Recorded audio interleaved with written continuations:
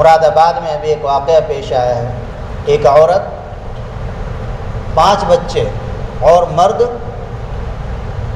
کا دوست تھا کوئی، اس کے 7 بچے، لیکن گھر میں آنا جانا تھا، خوب آنا جانا۔ اب جب تعلق مرد دوست ہے شوہر کا تو بیوی سامنے چائے لے کر آتی، ناشتہ لے کر آتی، تو اسی طرح آہستہ آہستہ بات بڑھتی گئی، تعلقات بڑھ گئے۔ پھر یہ موبائل کا دور ہے، فون پر بات ہونے لگی۔ پھر کچھ دن کے بعد ایسا ہوا کہ شوہر کی عدم موجودگی میں بھی وہ مرد آنے لگا۔ پھر کچھ دن کے بعد نوبت یہاں تک پہنچی کہ وہ عورت اس مرد کے ساتھ سفر میں جانے لگی۔ پھر کچھ دن کے بعد یہ نوبت آئی کہ کئی دن تک غائب۔ اب شوہر نے جب تنبیہ کرنا چاہی، جب تنبیہ کا موقع تھا، وہ تو اس وقت تو تنبیہ نہیں کی، اس وقت تو غفلت برتی اور شریعت کے احکام کو توڑا۔ اگر شریعت کے حکم کو، اللہ اور رسول کے حکم کو اسی وقت مضبوطی سے پکڑ لیتا تو پھر یہ نوبت نہ آتی۔ تو جب شوہر نے کچھ دھمکی، مارنا پیٹنا شروع کیا تو اس نے اٹھا کر کورٹ میرج کی رسید دکھا دی کہ میرا تو نکاح ہوا ہے۔ ایک مرد کے نکاح میں اس سے 5 بچے اور دوسرے 7 بچے والے مردوں سے نکاح کر لیا۔ وجہ کیا بنی؟ بے پردگی، دیوس بنا۔ اللہ کے نبی صلی اللہ علیہ وسلم نے دیوس پر بڑی لعنت فرمائی۔ اللہ کے نبی صلی اللہ علیہ وسلم نے ایک روایت میں ارشاد فرمایا 3 آدمی جنت میں داخل نہیں ہوں گے، 3 آدمی جنت میں داخل نہیں ہوں گے۔ کون؟ فرمایا مدمن الخمر، شراب کا عادی۔ دوسرے الرجلۃ من النساء، وہ عورتیں جو مردوں کے ساتھ مشابہت اختیار کرتی ہیں، وہ عورتیں جو مردوں جیسا لباس پہنتی ہے، مردوں جیسی چپلیں پہنتی ہے، مردوں جیسی رفتار گفتار اختیار کرتی ہے، چال چلن۔ دیکھ لیجیے آپ، پیٹ برسر مردوں کا لباس عورتیں پہن رہی ہیں، تو وہ جنت میں داخل نہیں ہوگی۔ بہت سے لوگ کہتے ہیں جی میری بچی جنس کی پینٹ پہن لیتی ہے لیکن نمازی بہت ہے، تہجد گزار ہے، کچھ بھی کرتی رہے، اللہ کے نبی نے فرما دیا کبھی بھی جنت میں داخل نہیں ہو سکتی جو مردوں جیسا لباس پہنے، مردوں کی مشابہت اختیار کرے گی جو عورت۔ اور تیسرے فرمایا دیوس بھی جنت میں داخل نہیں ہوگا۔ صحابہ نے عرض کیا اللہ کے رسول صلی اللہ علیہ وسلم مدمن الخمر کا مطلب بھی سمجھ میں آ گیا، عربی جانتے تھے، اور الرجلۃ من النساء بھی سمجھ میں آ گیا، عورتوں کے ساتھ مشابہت اختیار کرنے والا، لیکن یہ دیوس سمجھ میں نہیں آیا، دیوس کون ہے؟ آپ جو فرما رہے ہیں دیوس جنت میں داخل نہیں ہوگا، حضرات صحابہ کی ایک سنت ہے، جو چیز سمجھ میں نہ آئے تو اس کو ادب کے انداز سے معلوم کریں۔ امام صاحب کتاب پڑھتے ہیں، کتاب میں بھی کچھ بات ایسی آ جاتی ہے کہ جو ہماری سمجھ میں نہیں آئی، تو اس کو امام صاحب کا قصور نہ سمجھے، اپنا قصور سمجھے کہ میری سمجھ میں نہیں آ سکی، اور پھر ادب سے معلوم کر لے۔ جو بات ادھوری سمجھ میں آئی اس کو بھی مکمل کر لے۔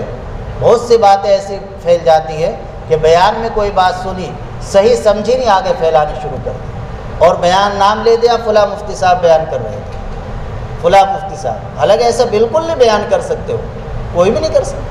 وہ ہمارے سمجھنے کو پہلے اچھی طرح سمجھیں، جو بات ہمیں اچھی طرح سمجھ میں آ گئی، جس چیز کا مطلب صحیح سمجھ میں آ گیا وہی آگے بیان کریں، جو ادھوری بات سمجھ میں آئی اس کو بالکل بیان نہ کریں۔ تو صحابہ نے عرض کیا اللہ کے رسول یہ دیوس کیا ہے؟ دیوس کسے کہتے ہیں؟ نبی پاک صلی اللہ علیہ وسلم نے ارشاد فرمایا بل لا یبالی من یدخل علی اہلہ، دیوس وہ شخص ہے کہ جسے کوئی پرواہ نہیں کہ اس کی گھر کی عورتوں کے پاس کون آ رہا ہے کون جا رہا ہے، گھر کی عورتیں کس سے پردہ کر رہی ہے کس سے پردہ نہیں کر رہی، کوئی پرواہ نہیں، اسے دیوس کہتے ہیں۔ بیٹی کے بارے میں کوئی پرواہ نہیں کہ میری بیٹی فون پر کس سے بات کر رہی ہے، میری بیٹی کے پاس کون آیا گئے، کون اس کا فرینڈ مل کے گیا گئے، کوئی پرواہ نہیں۔ بہن کے پاس کون آیا ہے کوئی پرواہ نہیں۔ بیوی کس سے بات کر رہی ہے، کس سے پردہ کر رہی ہے، کس سے نہیں پردہ کر رہی ہے، کوئی پرواہ نہیں۔ اللہ کے نبی نے فرمایا ایسا شخص دیوس ہے اور یہ جنت میں داخل نہیں ہوگا۔ آج یہ جو ہر دن واقعات اخباروں کی سرخیاں بنے ہوئے ہیں، موبائلوں پر، واٹس ایپ پر، یوٹیوب پر آ رہے ہیں، فلاں لڑکی فلاں کے ساتھ بھاگ گئی، وہ بے شمار واقعات، بے شمار ایسے واقعات کچھ چھپے رہ جاتے ہیں، نہیں اخباروں میں آتے، لیکن ہر دن کوئی نہ کوئی واقعہ ایسا پیش آ رہا ہے، ہر دن کوئی نہ کوئی واقعہ۔ ایک واقعہ اور ہوا ایسا ہی۔ یہ سب کی بنیاد بے پردگی ہے۔ شریعت نے پردہ فرض کیا، دیور سے بھی پردہ ہے، جیٹھ سے بھی پردہ ہے، بہنوئی سے بھی پردہ ہے، نندوئی سے بھی پردہ ہے، ان سب سے پردہ۔ نندوئی کا واقعہ ہوا ابھی، ایک عورت 5 بچے اور اس مرد کے بھی کئی 3-4 بچے، اور وہ بھاوج نندوئی کے ساتھ لگ گئی اور چلی گئی اور نکاح بھی کر لیا، اور اس نے طلاق بھی نہیں دی، نکاح دوسرے۔ والمحصنات من النساء پہ یہ سب واقعات، یہ اس طرح کے واقعات دارالافتاء میں آتے ہیں، مسئلے چھپے ہوئے، وہاں سب یہ واقعات سامنے آتے ہیں ہر دن، ایسے واقعات۔ نندوئی کے ساتھ چلی گئی، نکاح بھی کر لیا، گھر برباد ہو گئے، 2 گھر برباد ہو گئے۔ ایسے ہی اکیلی لڑکی ایک صاحب کے، اور اکیلی لڑکی، شادی کی تاریخ بھی مقرر کر دی، سامنے غیر مسلم کا گھر تھا، اس کے گھر آنا جانا خوب، یہ سب بھی تو حدیث کے خلاف، غیر مسلموں سے اس قدر تعلقات بڑھانا، ان کے گھروں کو آنا جانا، یہ سب شریعت کے حدیث کے خلاف ہے۔ اللہ کے نبی نے تو یہ فرمایا غیر مسلموں سے اتنے دور رہو، وہ تمہاری آگ نہ دیکھے، تم ان کی آگ نہ دیکھو۔ آج کل غیر مسلموں میں رہنا، ان کی کالونیوں میں رہنا، یہ سب ناپسندیدہ چیز ہے شریعت۔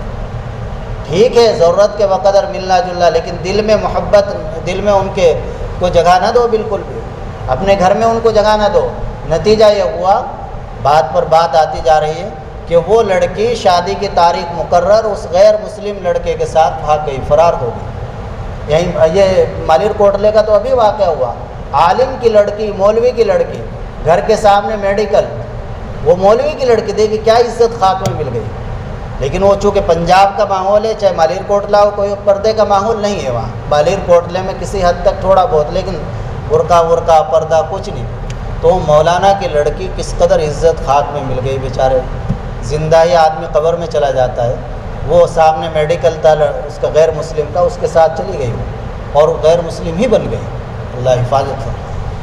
تو یہ سب کہنے کا منشا یہ ہے کہ شرعی پردہ اپنے گھروں کے اندر زندہ کر لیا جائے۔ بس ان سب سے اگر بچنا چاہتے ہو، عزت آبرو کو محفوظ رکھنا چاہتے ہو معاشرے میں، تو بس اپنے گھر کے اندر ایک کام کر لو کہ شرعی پردہ زندہ کر لو۔ شریعت میں جس سے پردہ ہے، ماموں کے لڑکوں سے بھی پردہ ہے، خالہ کے لڑکوں سے بھی پردہ ہے، پھوپھی کے کتنے واقعات، ماموں کے لڑکے کے ساتھ بھاگ گئی، خالہ کے لڑکے کے ساتھ بھاگ گئی، پھوپھی کے لڑکے کے ساتھ بھاگ گئی۔ تو ان سب سے شریعت میں جو ذات بھائی ہیں، ذات بہنوں کے لیے خالہ زاد بھائی، ماموں زاد بھائی، پھوپھی زاد بھائی، چچا زاد بھائی، چچا زاد بھائی سے بھی پردہ، تایا زاد بھائی سے بھی پردہ۔ تو آج اگر ہمارے گھروں کے اندر یہ شرعی پردہ قائم ہو جائے تو انشاءاللہ پھر اس طرح کی بے عزتی کے واقعات ہمیں دیکھنے کو نہیں ملیں گے۔ تو والمحصنات من النساء، اور پھر یہ بے پردگی کی تو بڑی لعنت حدیث شریف میں ہے کہ جس گھر میں عورت بے پردہ رہتی ہے، سر کھلا ہوا ہے اس کا، جلالین شریف کے حاشیے میں روایت نقل کی ہے، اس گھر میں فرشتے داخل نہیں ہوتے رحمت کے۔ اب ہماری کتنی خواتین ہیں، کھانا بنا رہی ہے اور یہ دوپٹہ اس کا گلے میں پڑا ہوا ہے، اولت تو ہے ہی نہیں، اگر ہے تو گلے میں ہے، وہ بال بھی گر جاتے ہیں کھانے میں، بال بھی کھانے میں گر جاتے ہیں، اور یہ ایک بڑا نقصان یہ کہ فرشتے ہی داخل نہیں ہو رہے، فرشتے ہی وہاں داخل نہیں ہو رہے، تو ایک بڑا نقصان ہے۔ تو پردے کا ماحول ہونا چاہیے۔ اور اللہ کے نبی صلی اللہ علیہ وسلم کو جب معراج ہوئی، خواتین کو یہ باتیں سنائیں، سن بھی رہی ہوگی شاید، آج بھی موجود ہیں، آج نکال تو ان کو سنائیں، ضروری ہے بہت پردے کا۔ اللہ کے نبی صلی اللہ علیہ وسلم کو جب معراج ہوئی تو آپ نے دیکھا کہ کچھ لوگ ہیں جو جنت کے اندر بڑے عیش و آرام سے ہیں، کچھ لوگ ہیں جو جہنم میں بہت تڑپ رہے ہیں، اور کچھ آپ کو ایک نمونہ دو جماعتوں کا ایک ایسا نمونہ دکھایا گیا آپ کو کہ وہ بڑے سخت عذاب میں ہیں، پریشانی میں ہیں، اور جنت سے بہت دور۔ ان کے بارے میں یہ بتلایا گیا کہ جنت تو جنت، یہ جنت کی بو بھی نہیں پائے گا، سینکڑوں میل کی مسافت پر یہ جنت سے دور رہے، چاہے وہ کچھ بھی کتنے بھی اچھے اعمال کرنے والے، صنفان لمارہما کہ مجھے بتلایا تو گیا ان کے عذاب کے بارے میں، لیکن میں نے ان کو وہاں موجود نہیں دیکھا۔ اس زمانے میں گویا تھے نہیں اس طرح کے لوگ، وہ بعد میں ہوں گے۔ کون ہیں وہ لوگ؟ فرمایا قوم معہم سبات کاذناب البقر یضربون الناس۔ ایک تو وہ لوگ کہ جن کے ہاتھوں کے اندر ڈنڈے ہوں گے۔ کیسے ڈنڈے؟ کہ جیسے گائے بیل کی دم ہوتی ہے، اتنے بڑے بڑے ڈنڈے، اور اس سے وہ لوگوں کو ماریں گے۔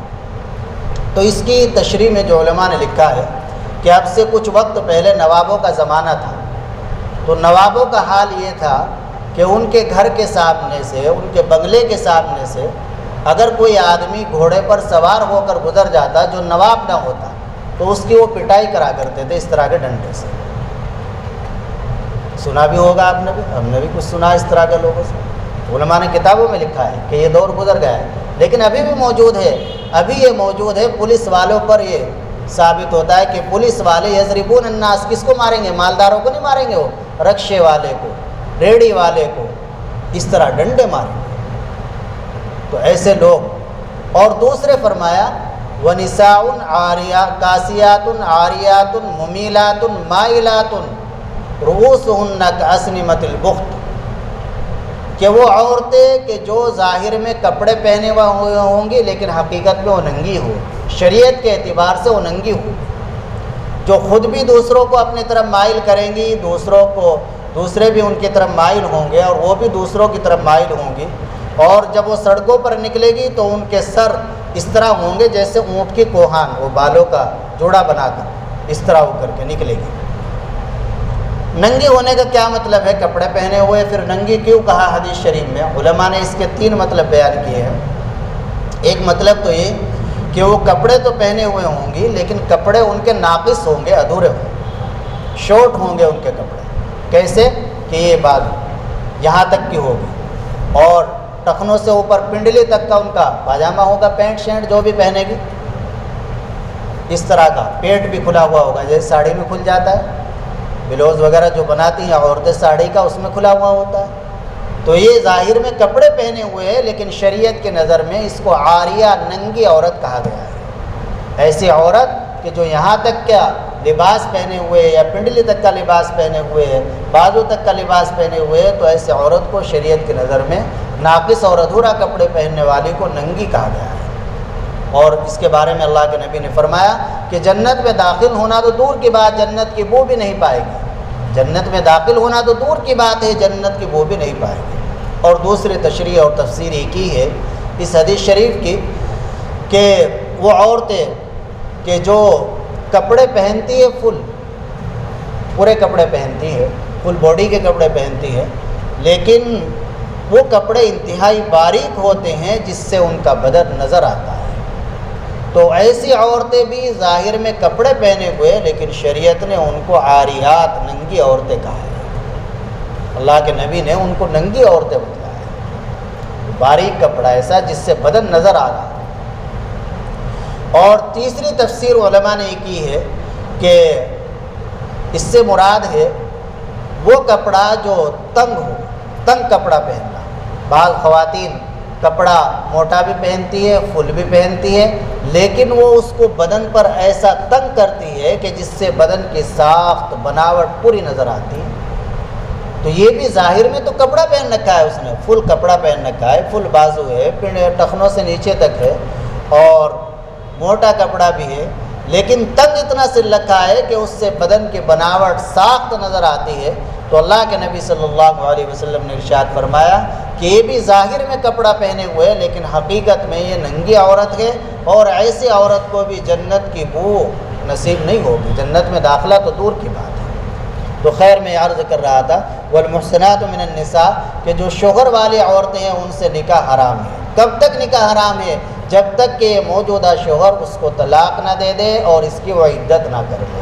جب طلاق دے دے گا یا انتقال ہو جائے گا اور وہ عدت کر چکے گی، عدت پوری ہو جائے گی، پھر اس سے جو چاہے نکاح کر سکتا ہے، جس سے اس کا نکاح حلال ہو سکتا ہے۔ تو ایسے واقعات رونما ہو رہے ہیں، یہ جہالت بہت سے کو تو پتہ بھی نہیں ہے، بہت سے تو یہ کہہ دیتے ہیں کہ جی چند عورتوں سے نکاح حلال ہے، کوئی بھی ہو، یعنی اپنی سالی سے نکاح، اور شوہر والے عورتوں سے نکاح، ایسے بے شمار واقعات ہیں، تو میں نے 2-4 واقعہ آپ کو سنائے۔ بس آج یہ اتنا ہی، اللہ عمل کی توفیق عطا فرمائے۔